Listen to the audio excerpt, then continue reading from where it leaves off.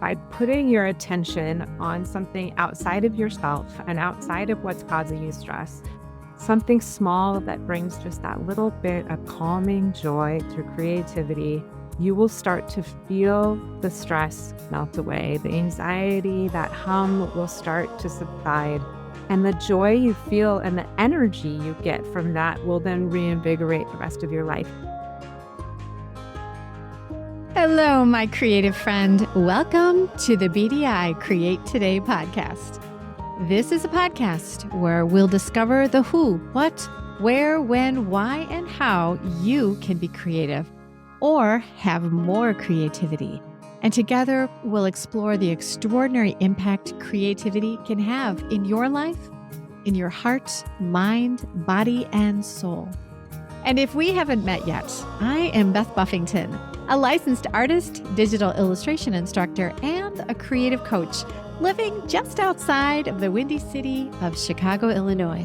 Mostly, I am someone who is curious about how creativity can weave its way into our lives. Now, each week we're going to look at one or more of the sparkly facets that make up the ever-changing kaleidoscope that is creativity.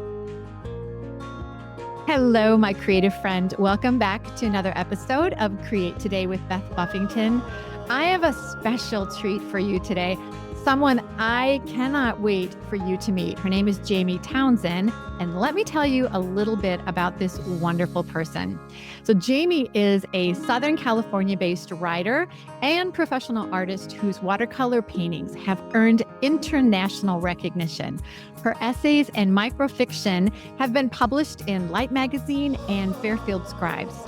Jamie's debut novel, Absorbed, is going to be released early in 2025, and she's got a bunch of her books sitting right behind her right now. And when Jamie is not in her studio, she can be found at the beach with her family and their dogs. So welcome, Jamie, to the Create Today podcast. I cannot wait to dive in and talk about your creativity with you. So first off, let's just get everybody a little bit better acquainted with you. Tell us about who you are and your background in creativity and how you grew up with it. Well, thank you so much, Beth, for having me. I grew up in a very practical household with a very practical stepfather who started his own company and a mom who was a dental hygienist. But on the periphery of my family were so many artists. My aunt, my mom's twin sister, was an English teacher and an artist. My mom's mother, even in the 50s, while juggling 4 babies in 3 years, had a dual master's degree in mathematics and fine arts. And I have a stepsister, my oldest stepsister, who was an artist all through my growing up. And so I always had a fascination with the arts, with especially visual arts. But I always kind of considered myself more crafty when it became to the visual arts. And I was a word person. I loved to tell stories. I loved to consume stories. I loved stories in books. I love stories in music. I am a big folk music fan for that reason. Punk rock music even tells a great story. And I love film and television because I love the storylines. So as I was growing up, it was always there and it was always a rich part of my life, but with very practical parents and the fact that I was a very successful academic student, I was never encouraged towards the arts. I was encouraged towards either law, because I was very good at arguing things, or medicine, because I was great in math and science too. So when I first graduated high school, I got into UCLA pre-med and thought that I was doing exactly what I was supposed to be doing. And I was deeply unhappy. I could not feel comfortable in my own skin pursuing any of those math and sciences in that environment. I was out of my element because I was away from friends and family, but it wasn't until as a freshman, I was in an upper division English class leading the discussions about the books we were reading, especially Joseph Campbell's books about how to build a story and The power of myth in particular really changed my life. And one day, this adjunct professor who UCLA probably doesn't love when their professors do this, but she pulled me aside and she said, "Why does my roll sheet say you're a bio major? You are not a bio major." Wow. And for the first time in my life, I felt really seen. I had had plenty of teachers who had told me I was great at writing essays and leading discussions, but I really felt seen in that moment in time. And it was like this adult was giving me permission to pursue what I love instead of pursuing what I was told would be the best choice for me. At that moment in time, my whole life changed. I decided I didn't want to be at this huge university anymore. I wanted to go to a smaller school where I could write and get really good feedback. So I transferred to a small liberal arts university near my home, and I moved into an apartment with my best friend. I started studying writing. I became a creative writing major. And at the University of Redlands, I had professors that were all published authors and could really guide us in our writing and help us understand what publishing would look like.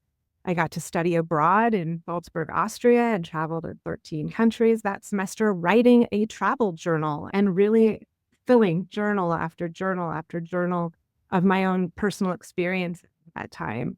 It was just me really coming into who I was as a person and what I really wanted in life. And it helped that I happened to meet my husband at that time. He was economics major, same small school, but he loved this artsy person that I was. And I think I needed to find who I was before I could meet the person who would really recognize and appreciate the true me.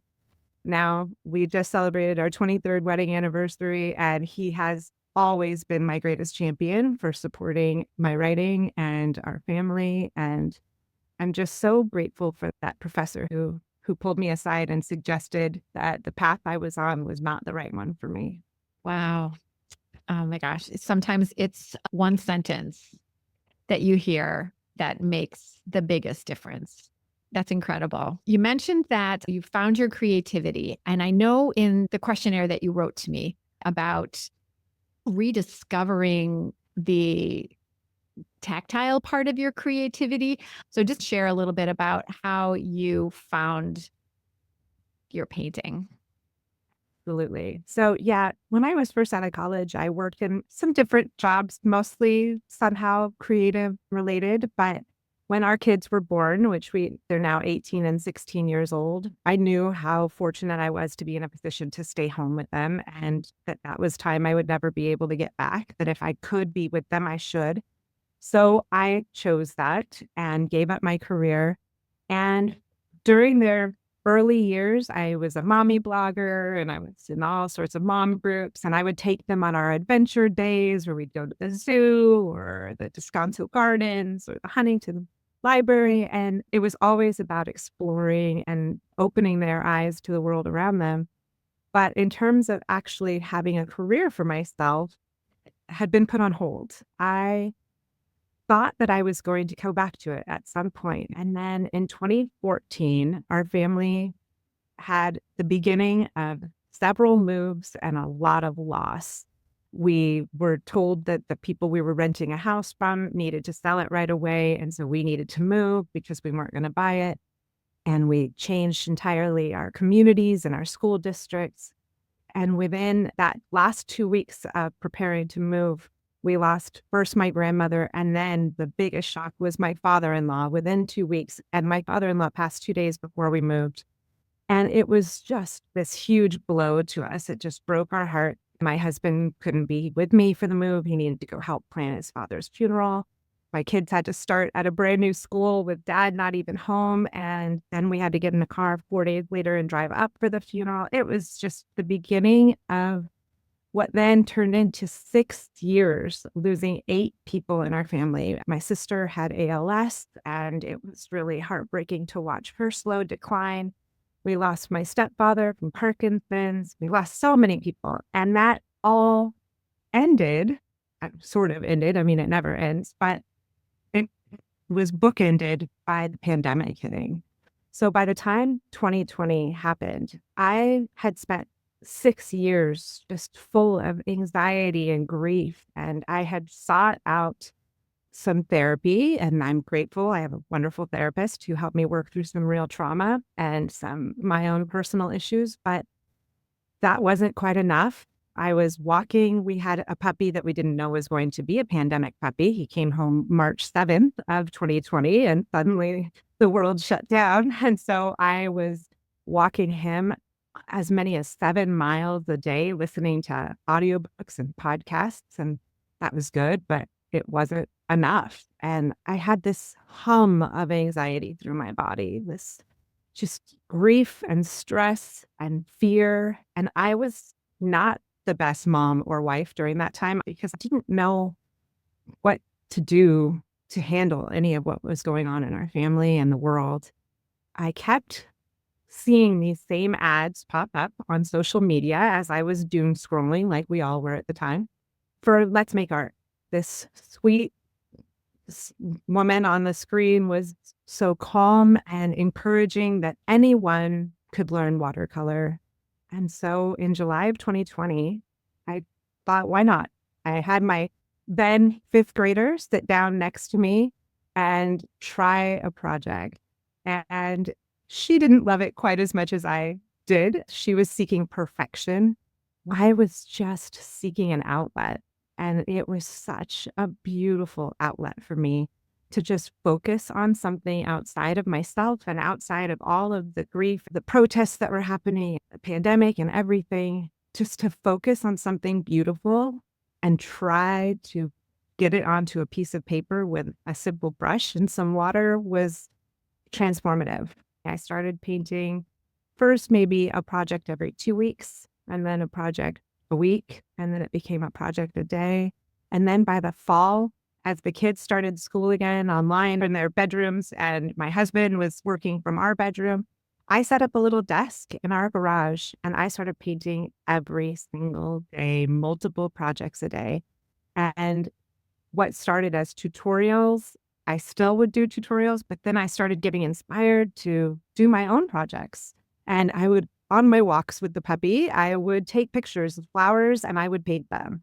I have behind me a rose that on Mother's Day of 2021, I think I chose for myself to spend, I think, 7 or 8 hours learning how to paint raindrops because that rose is covered in all these beautiful little drops of water. And I just was so focused and it brought me such joy. And all of that stress and anxiety melted away from my body.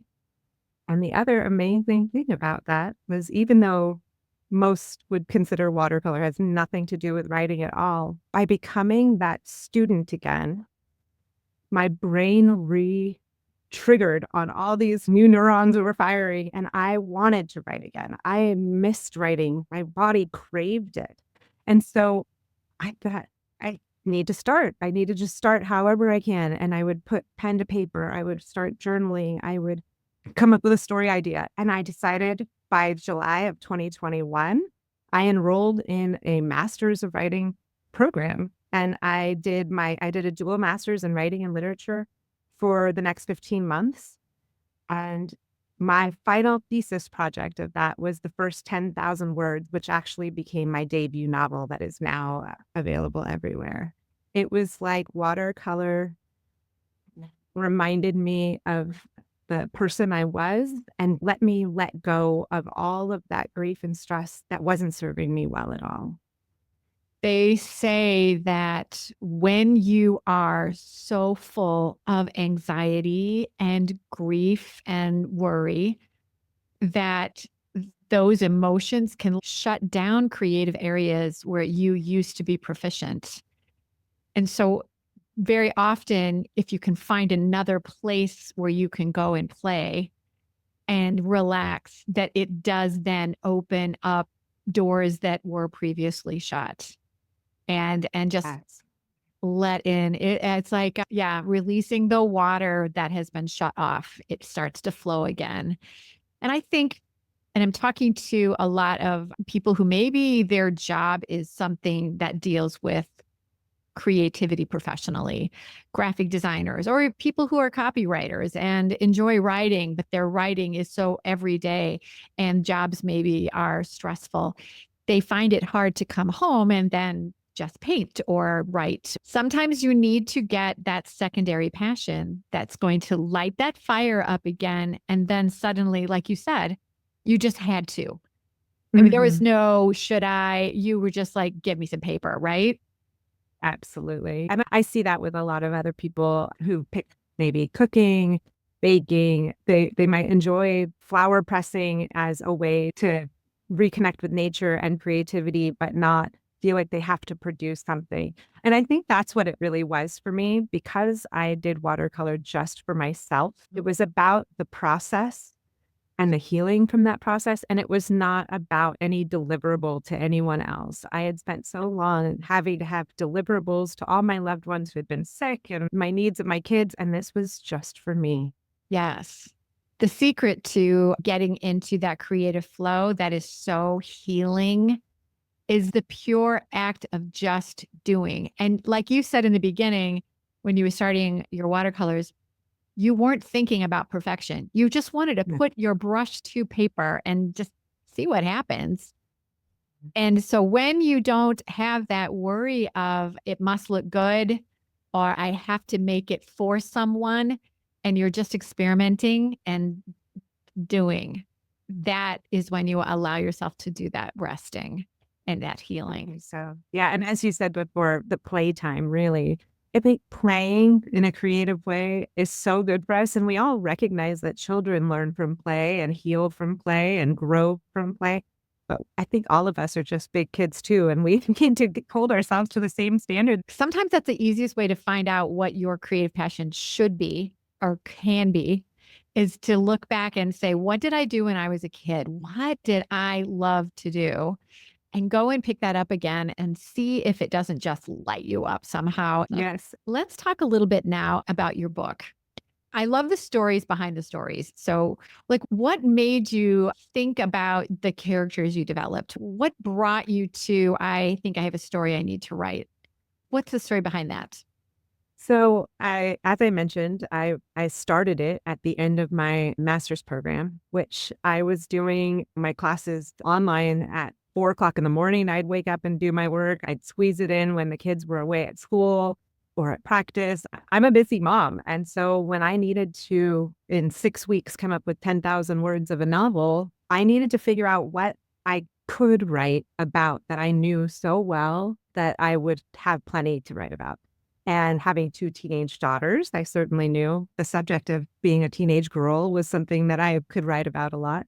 Having been a teenage girl in the 90s and having been a lifeguard at a community pool, I knew that I could draw a lot on that experience. And what started to occur to me was how so many Gen X moms like myself struggle to communicate with their Gen Z daughters on what it's like to be a teen because they feel like it's so different now. We didn't have social media. We didn't have phones back then.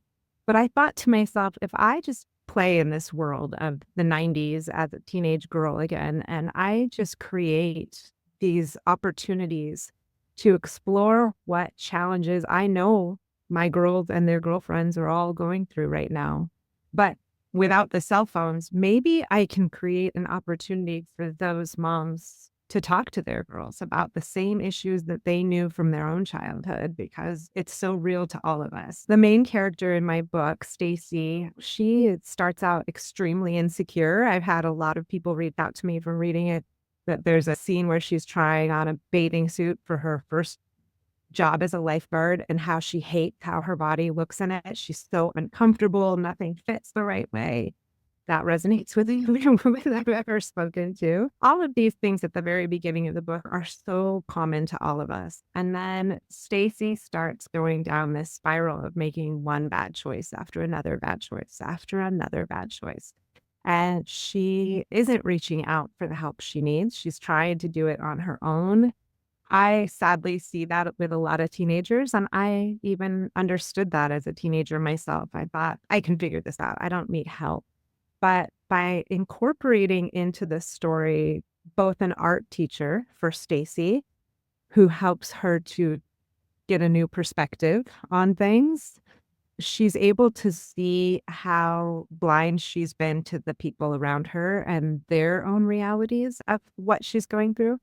And then when she hits really rough and she has no choice but to open up to her mom, she learns that the people she needed were always there for her and really wanted to help her and support her, no matter how bad those choices she'd made have been. So it was interesting to write this book as a mom of teenage girls who's surrounded by teenagers all the time, because I got to decide how bad things went, but I also got to decide how they turned around for Stacy in the novel. And what I really wanted to communicate through that is that all of these kids can make any choices they want for themselves for their future. They can take, no matter how bad it gets, they can turn it around and the next day can be better. They can follow their dreams, but also that they don't have to do it alone and that there are people around them to help them. And then just incorporating the art throughout the book as a little bit of a tribute to how healing it was for me to be able to have the art be a healing aspect for my main character as well was such a wonderful experience. So as I was putting different scenarios in the book where the art teacher, Ms. Moreno, would be teaching a new technique to Stacy, I would have my own brush and paper next to me, and I would recreate it myself. And as I was painting the image, the words would come to my mind on how to describe that on the page. And it was just such a full circle moment for me, so cohesive between the art that I was creating for myself and the art that I wanted to share with the world through my book, through the art that I sell. And I just really felt like it was a gift to be able to put that aspect into the story for sure. Oh, that is so beautiful. So your book, is it written for teenage girls? Is it written for those teenage girls as moms, or is it kind of a book that both can read and get a lot from? Who's your audience? It is a book that both can read and get a lot from. I do find that I have a lot of millennials and Gen Xers who are drawn to it just for the nostalgia of the 90s. People Yeah. who loved Clueless and 90210 are right back in there. It has a lot of pop culture references throughout. And so that's an instant draw for the age groups. However, I do have a lot of the younger, the Gen Z, the teenagers now. It's a little older YA or even new adult, and some of the stuff that my main character goes through and experimenting with drugs and alcohol and her first sexual encounters. She is 17 in the book. So I wouldn't necessarily lean it for the younger teens, but it opens up so many conversations between the different generations of women. And I've even had some boomer moms, grandmas who were moms in the 90s who have read it and said, I was right back there being Stacy's mom. And I just wanted to shake her and tell her to wake up and stop making these terrible choices. And so they all understand because so many of the issues that she goes through are so familiar to all of us. I love when I have had book clubs come together with mother-daughter pairs and talk about these things as a group. That was my dream in opening those dialogues up through Stacy's story. Lovely, lovely. Now, I know your book is right behind you. Can you tell us a little bit about your book jacket? Absolutely. So loved the idea of putting everything that really mattered about the book onto the cover. And I did work with a graphic designer, a book illustrator, but I had already come up with this on my own. She gave me 10 different ideas, and none of them were quite what I had come up with on my own. So she used my original artwork, which was so exciting. That is amazing. That doesn't often happen. No, no. And it's really what I've incorporated into the cover is a lot of very basic principles. Red, yellow, and blue color scheme going on. The water is just so attractive and cooling in the back, but that red of the watercolor on the front, with not knowing if it's watercolor or blood, that is the tragic incident that's happening in the water behind her. And she's a lifeguard, quite obviously, but she's a little not paying attention. She's a little nonchalant. So I feel like it just communicated so much about the story, and the title Absorbed has so many meanings in terms of self-absorbed teenagers in terms of the absorption of the water and the watercolor as well. So yeah, it Oh, I was love it. fun to put that together. Play on words. I love it. I love it. So everyone listening, make sure you look in the show notes. I'm going to be able to tell you best places for you to go and find the book. And I know, Jamie, you were telling me before we started that you are a huge proponent of people supporting their small local bookstores. So if you have a bookstore in your town that is one of those smaller bookstores, go and check it out. And even if they don't have the book, I bet they could order it for them. Is that right? Absolutely. I'm going to have that information for you for your show notes. I would love for them to order it directly from their local bookstores. That keeps bookstores open on main streets across America and around the world. And also, for those of you who struggle financially to purchase the book, your local library can order it with the exact same information. And I am very much in support of keeping those libraries, getting everybody coming into them as well. They are a huge resource for our community. So the Yeah. same information can be ordered in either place. Yep. I have library books I need to return today. I love to go to the library and just browse. Some of my favorite books I found just because I thought the title sounded cool. Yeah. And librarians are great resources for finding new books too. Yes, they are. So, yeah, that's a really great way to go in and add to a library collection or find out that, oh my gosh, this book is already here. So, check that out. Absolutely great idea. So, we talk a lot on the podcast about creativity and how you can become confident because you're creative, and you can become more creative because you're confident. Do you have some stories you'd like to share about your creativity and confidence? Absolutely. So I mentioned before the ad that brought me into watercolor in the first place. And I've even gone on a retreat with some of those ladies in France. It was the most magical trip I've ever been on to paint watercolor in the Loire Valley. And we have a small group that we meet together as well. And what those groups are all about is really supporting one another in the prioritizing of any creativity in their life, whether it's just for a few minutes in the morning, whether it's the way that they unwind at the end of the day, or if they have the ability to sit down and paint or create something all day long, we are there to celebrate it. I think that being a part of a creative community is so valuable because those people help fill you up with the encouragement you need to keep going when, as we all who create have those days that we feel like it didn't turn out the way we wanted it. Maybe we put too much pressure on ourselves. Sarah Cray has us take a pledge, and that pledge is such a big part of how I found the courage to share more openly in those small groups and then more publicly with my own website, sharing my art, and now having a published novel. So before every single one of her lessons, when she is on the screen, Sarah asks everybody to raise their right hand and say, I promise to be kind to myself. I promise not to compare my work, and I promise to have fun.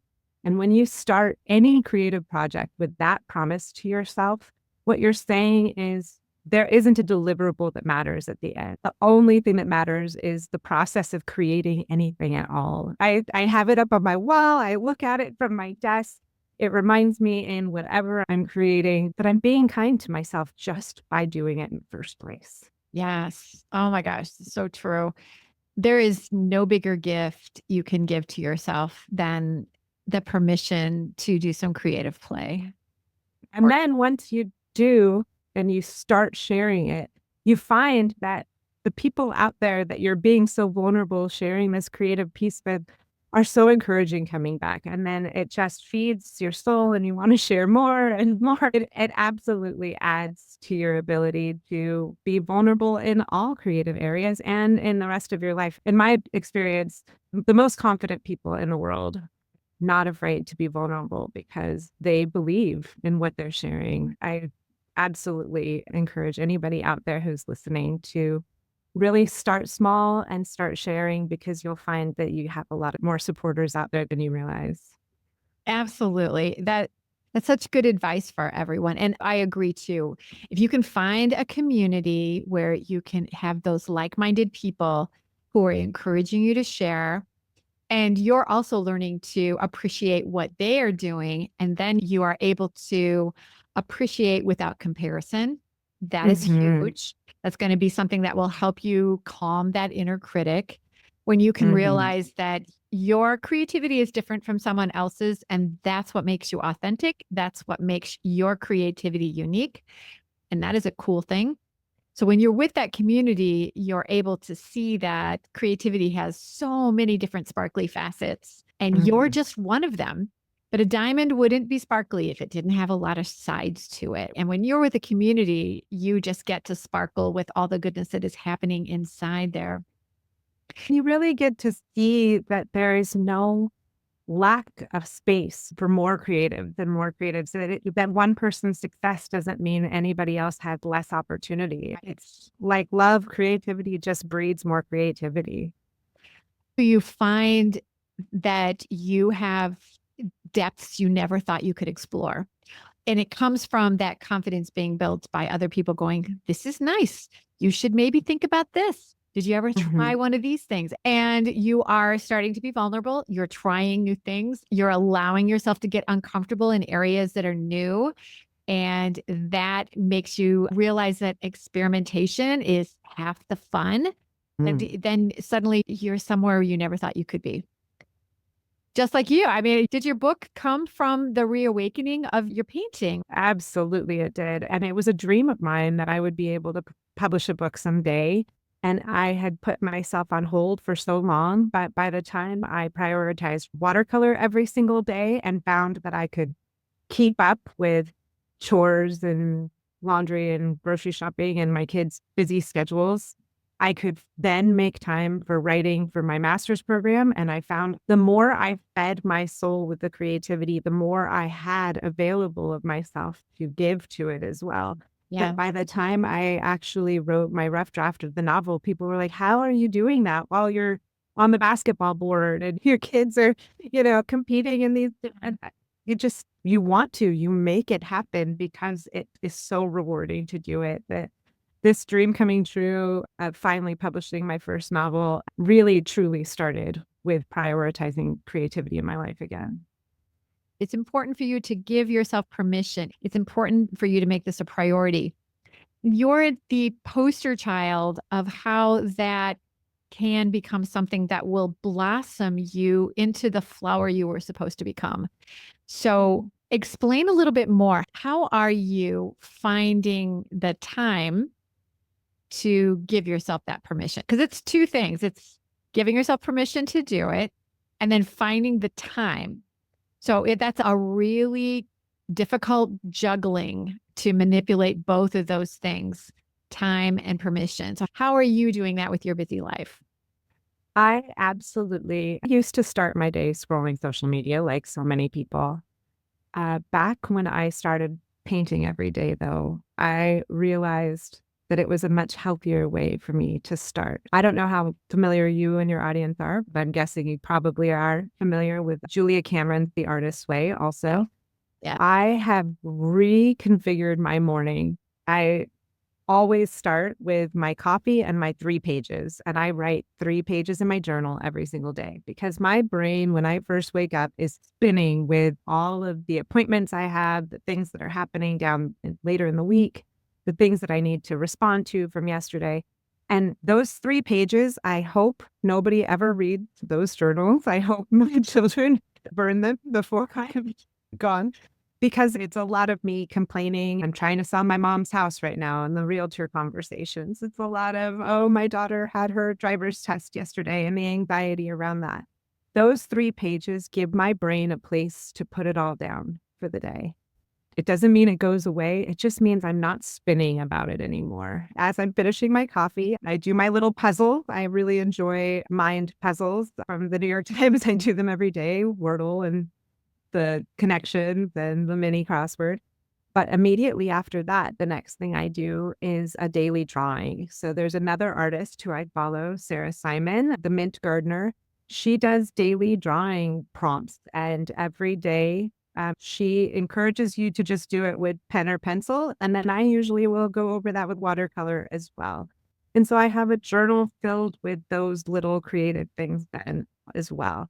So within about an hour, every morning that I've set aside for myself, I have started my day on a healthy creative path. that is all about making decisions that lead to more creativity rather than what I used to do, which was zapping me of my creativity. The social media was really taking it away from me. Now, when I go on social media, I am actually engaging with other creatives. I might share something I put together, but I have no desire to sit there and scroll because my brain is like, no, you have to go write. You have to go put that storyboard together for the trailer or whatever it is that I'm doing, working on a pet portrait. I want to go do that because my brain is already awake and ready to feed that creative outlet more. So, I love it. I love it. Also, I remember you wrote in your note to me that if you are working on a project and you think of the laundry and I've got to direct the kids and they have to go to practice and then I have to make dinner, that there are some nights where you're like, I need time for myself. So we're going to order dinner out. So absolutely. Being creative with just where you find your time to do your projects is amazing. And I love your creative rituals. I mean, you could hardly imagine having a morning without doing your journal and your daily drawing time set aside. Yeah, even like Christmas morning, walking the dogs. I think I've heard you talk about this on your podcast. I walk the dogs and I take pictures while I'm walking of Yep. flowers and birds and palm trees. And these are things that it doesn't matter what day it is. I know I will have a much better day if I prioritize it. So we go on vacation. I take those same journals with me and I do those things on vacation. I'm a happier, healthier person when I am true to those habits. And I can come up with creative things to draw all on my own or paint all on my own. But part of that daily drawing in that journal, I just want to share is very similar to back when I first started watercolor. I wasn't coming up with those projects on my own. It was just a way to get the juices flowing. It was just a way to follow along with what somebody else put out there. And there's so many sources out there that artists are sharing. So if you like animation, if you like animals and you want to draw pictures of animals, you don't have to come up with it yourself. Because I got to tell you, my husband's alarm goes off at 4:15 in the morning. These are early mornings when I'm sitting there during my journal writing, and I may not have that creative spark yet, but just doing that daily drawing is setting me on the path to all those creative sparks going on later in the day. So it's my passion now to pursue those things later in the day, but I still depend on that initial warm up, if you will. It's almost like an exercise. Somebody else is providing. That what you said right there, exercise is so important because you wouldn't go and run a marathon if you hadn't done the training ahead of time. So if you think someday I'd love to fill in that blank, if you're not doing the training ahead of time, you can't just expect yourself to sit down and do an amazing watercolor painting. You have to have those hours where you're just doing something mindlessly. My husband is a runner and I watch him train. He knows he needs to run a lot in order to be able to go and do this one thing. But he's enjoying all of that training in the beginning. So by doing a drawing a day, what you're doing is you're building that muscle and you're to creativity. Right? Exactly. Yes. I think our bodies are made of all different muscles, but we often undermine the creativity muscle. And that's in even the word puzzles I write. Doing word puzzles every day helps me with that as well. My brain is a muscle that these exercises are all helping with. And I think they really benefit my creativity output when it comes to something like a large painting I want to do or an entire book or even a personal essay I might be writing. Yes. I love all the things that you've brought to the table today. So tell me, for someone that's listening in today, what's some advice that you would give them to apply to reach some creative goals or even reignite a passion that they've forgotten about or find a passion that will bring them the creative wellness that you've been enjoying? I would really recommend that you set yourself up for success by starting with a goal of a small daily habit. So I think I've heard you talk about doing a 3-minute journal write. That 3-minute journal write can turn into the Julia Cameron 3-page journal long term. But if you haven't been writing in a journal, don't start with the 3 pages.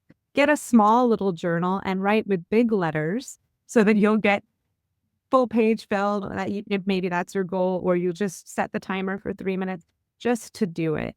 And same thing, if you used to enjoy drawing and you want to get back into it, a little calm brought to your day, a little calm brought to your life, because life is stress. The world around us, not in a healthy place right now. And we can't fix all of that, but we can care for ourselves by pursuing these things. So don't feel like you have to go spend a lot of money on art supplies. Don't feel like you have to have the very best paper and markers or paintbrushes or watercolor products. You can start with whatever you have available to you and find someone on YouTube or on social media who is just doing something simple, a 5-minute art project that you could learn from. By putting your attention on something outside of yourself and outside of what's causing you the stress, something small that brings just that little bit of calming joy through creativity, you will start to feel the stress melt away. The anxiety, that hum will start to subside. And the joy you feel and the energy you get from that will then reinvigorate the rest of your life. And you can build on that day by day, but start small and set yourself up for success. And I promise it will be rewarding. And it can be something as simple as find a coloring book that you love. You don't even need to think, oh, and I have to learn how to draw before this happens. No, get yourself some markers that make you happy, some color pencils, whatever kind of instrument makes you think, oh, I used to do that when I was a kid, and just color. I colored with my grandkids over the weekend, and we sat and colored for an hour, and I think I enjoyed it as much as they did. I have coloring books. I have watercolor books there's already an outline. I also love flowers. I have a lot of flowers in my yard. So I've learned a little bit about flower pressing, just to the experience of picking a beautiful flower and learning how to press it properly and have something that brings me joy to look at is a creative act that is a healthy outlet. So you don't even have to draw if you don't want to. And again, it's not the end result. It's just the doing. The point is just letting your mind get away from whatever it is that's pulling you down and give yourself time to just be in the moment. Martha Beck has a book called Beyond Anxiety, and she talks that she has interviewed so many artists. And she says she's never found an artist who said, while I'm creating, I'm anxious.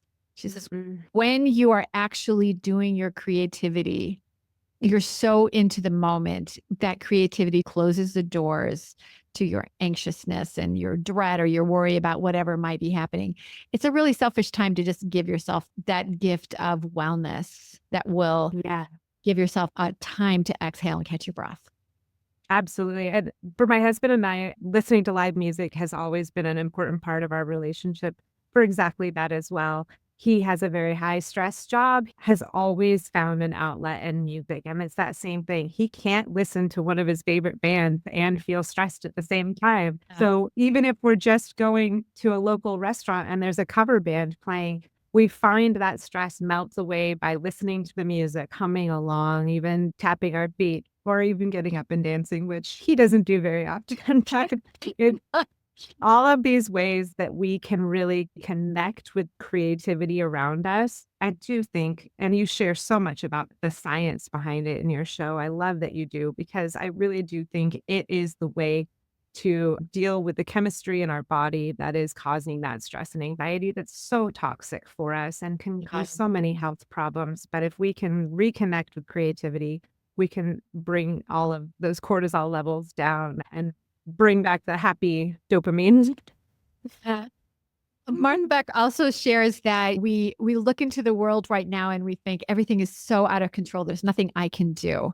But what she shares is our culture right now is really based on anxiety. And we then share that anxiety with our culture and we stir the pot that is anxiety.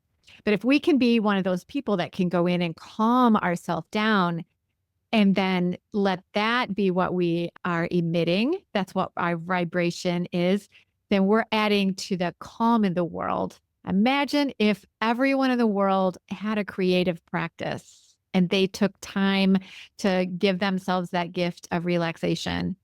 our world would be so different. Oh, yeah. And my girls, I love that I found this at such an important time with the pandemic because my girls watch.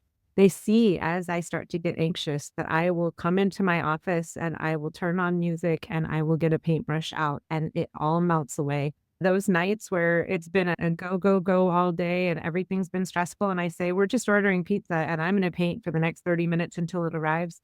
They see that that's a self care that I am choosing and that brings more peace and joy to our home as well, and that's something they can choose for themselves. So you're absolutely right. The more that we are emitting to the world this sense of calm, the more that it also is something that others around us will seek as well. Absolutely. Yes. That can be the gift we give back instead of just adding more anxiety and more judgment into what is already chaos. Let's take a moment for you to let everyone know, where can people find Jamie Townzen? So I have a website, jamietowzen.com, and I am on Facebook at Jamie Townzen or on Instagram and TikTok and Threads at Jamie Gets Creative. In all of these different spaces, what you'll find is a little bit about my book, you'll find a little bit about my art, and you'll find a whole lot of me just trying to encourage people to find joy and peace in what's going on around them. So if you're looking to escape from that pot stirring society on social media, you'll find some peace on my pages because I am not doing any of that. I love it. So I make sure everyone go to the show notes and we'll have a space where you can go and find Jamie's book.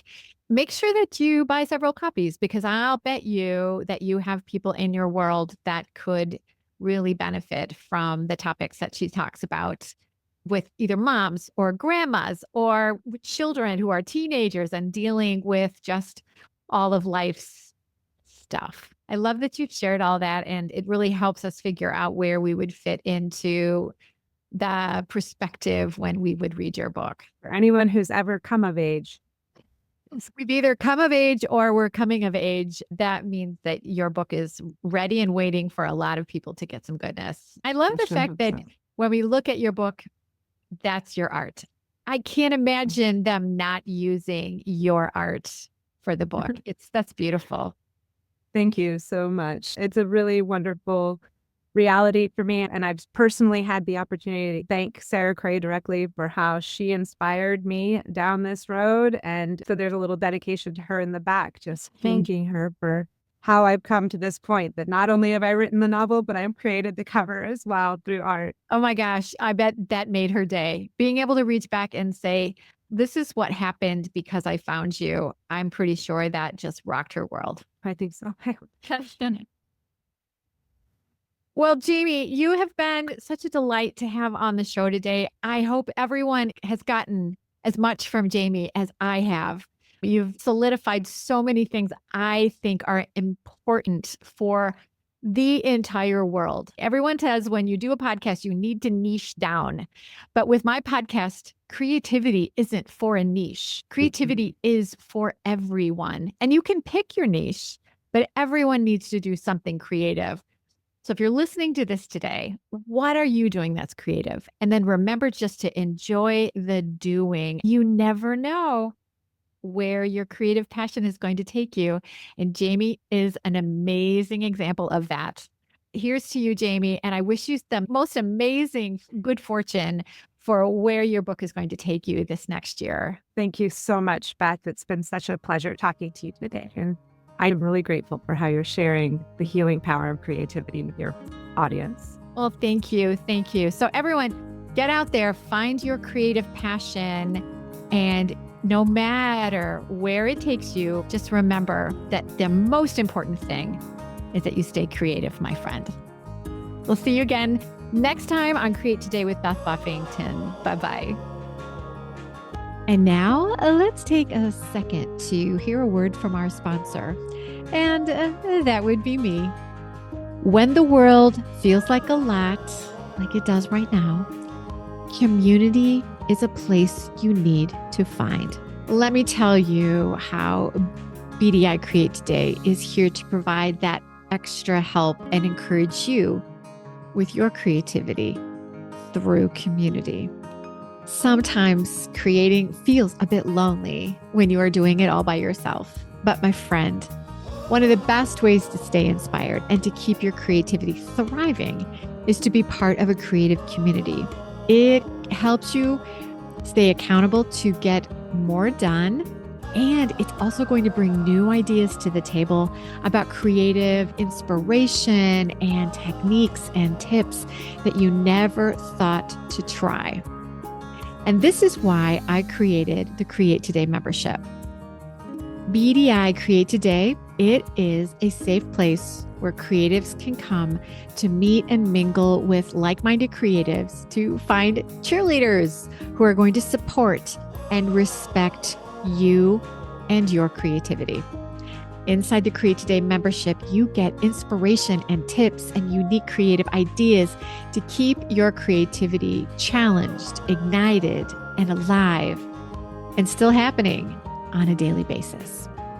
So if you're looking for a way to stay creatively energized and break free from the stress spiral of today's world, Create Today is a safe space to land and to grow your creativity. To learn more about the treasures that BDI Create Today has ready to share with you right now, visit www.bdi-create.today and you can become part of this wonderful community that supports the many benefits that creativity provides us today and every day. Because, my friend, it is when we gather together in community that we find ways to cope, we find answers to problems, and we find safety in our numbers. And we discover that we are in this together. But most importantly, you're going to realize the power creativity has to bring goodness in your life, in heart, mind, body, and soul. I am so grateful that you are here. And if you know someone who could benefit from today's message, please share this podcast and take a peek at past episodes to find other treasures about you and your creativity that can add more strength and power to your well-being.